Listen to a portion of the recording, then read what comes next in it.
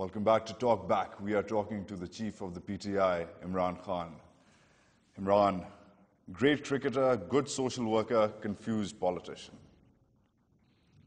Actually, one of probably the only politicians who has complete clarity. We started movement for justice, fought for independence of judiciary throughout. No one listened, and suddenly today, everyone realizes that you cannot have progress unless you have an independent justice system. Why is it then that the USA Today says that you have no tact? The Daily Times calls you rude. The Frontier Post says you're a one-man show. Well, I mean, they're all entitled to their opinion. People might be confused about me. I'm not confused about my vision. Is the PTI a one-man show?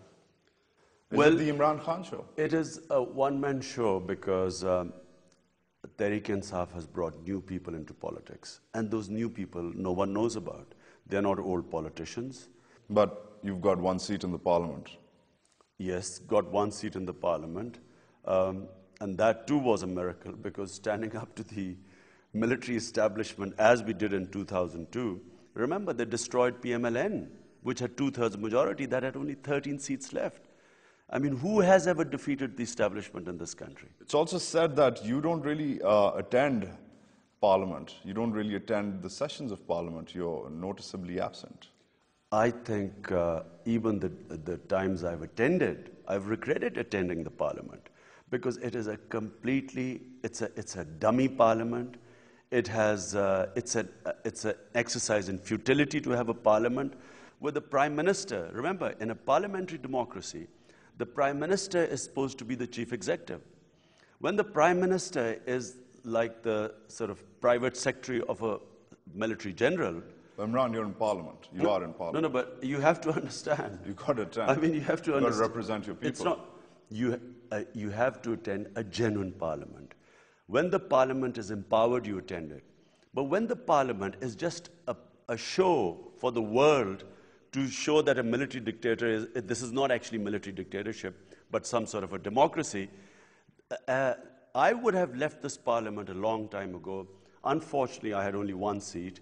And so for me to leave the Parliament would have made no difference at all. So I became part of the joint opposition. When in 2004, General Musharraf did not take off his uniform, as he had promised to the nation, I feel the whole opposition should have left the Parliament. But unfortunately, you know, for whatever reasons, I'm part of them. So that's the only reason I'm not leaving the Parliament. It's also been said that you've taken some executive decisions for the PTI without consulting the CEC, and people have left your party. One of those decisions was sacking the whole PTI setup in the NWFP. People resigned because of that. Naseem Zehra resigned, Awais Ghani resigned. You also brought in people like Nawab Zada, Mohsin Ali Khan. You also brought in people who there was objections to, who had checkered pasts. What do you say about that? Well, 2 or 3 different things. Number one, PTI is the most democratic party in Pakistan. Every decision we take goes through the central executive. But nobody knows your central executive committee. Nobody hears from them. Nobody knows who they are. There's no number 2. There's no number 3. There's no number 4. There's just Imran Khan. There is a number 2, probably one of the most outstanding men in Pakistan. We're talking about general perceptions here. No. You can't do anything about general perception because PTI is not represented in the Parliament. You don't see the faces of PTI in the media because, unfortunately, the media only wants to bring forward politicians that are known, parliamentarians or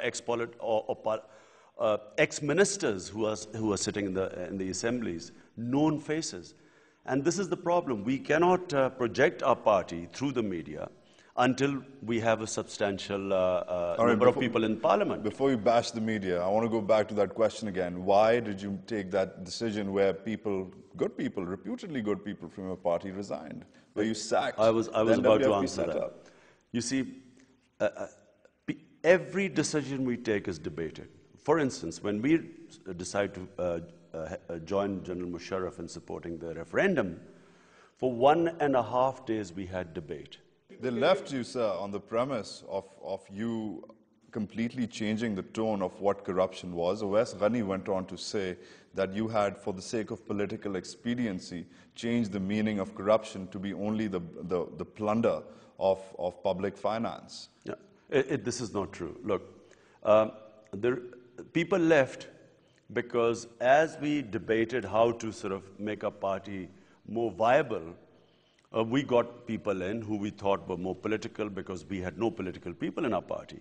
Now, the problem is that in Pakistan, if someone has been a politician, you can put any allegations on anyone.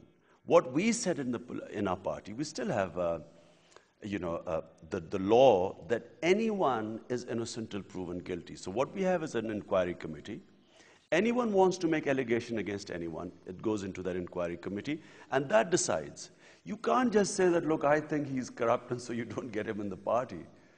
I mean, you have to give people the right benefit of doubt. I'm going to say the exact same thing Awais Ghani said, but when you told him the exact same thing, and he said, well, you can't say that Asif Zardari is corrupt without proof either.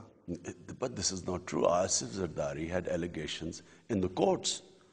Mohsen Ali Khan had no allegation in the courts against him, or no charges in the courts. So that's the yardstick. Just because someone takes someone to the court, all of a sudden they're corrupt? No, but listen, I can call you corrupt. How, what, it's a basic human right that you're innocent till proven guilty. But this man was reputedly corrupt. This is what Naseem Zahra said after it happened. She said the decision personally taken by Imran Khan to induct those politicians into the PTI against whose corrupt and self-preserving politics the party has vowed to struggle violates the basic mandate of the party. Ghani said the inclusion of such leaders is a proof that the party has deviated from its avowed path of rejecting traditional politics. But let me say one Farooq Malik said a similar thing. Farooq Malik was a non-entity. I mean, he was an agency's guy, as has been proven. But the other two, I respect both Naseem and Awais Ghani. Now, the fact is that these two said this, but what about others? The most of the central executive where we discussed this decision. What about the others? All right, let's switch gears. These are the figures on your own website, on PTI's website, regarding membership. June 2007, 1,292 people inducted members. In July, 534, and August, 283. A downward trend in an election year. What's going on? Actually, on the contrary, I mean, the number of people joining Tehreek-e-Insaf right now, it's the problem we're having is that we don't have the infrastructure to actually absorb these people. And it's happening everywhere. I mean, forget about Pakistan. Overseas Pakistanis, the number of them that are joining the political party. In fact, in June alone, I think we had a huge surge of membership. Now, let me just say one thing. We haven't actually started a proper membership campaign. Because the reason we haven't started is it's a downward trend.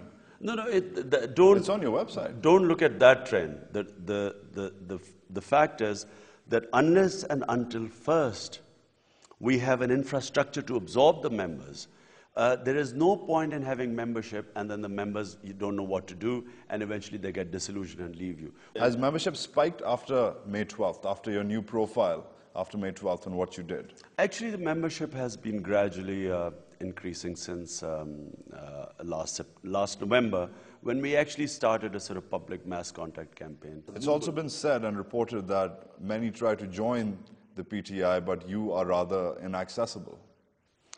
No, but that's not how. You can't have a party where one man is going to induct every member in. You've got to have an institution where people you're can the face come of the party. Yes, but it's not that easy.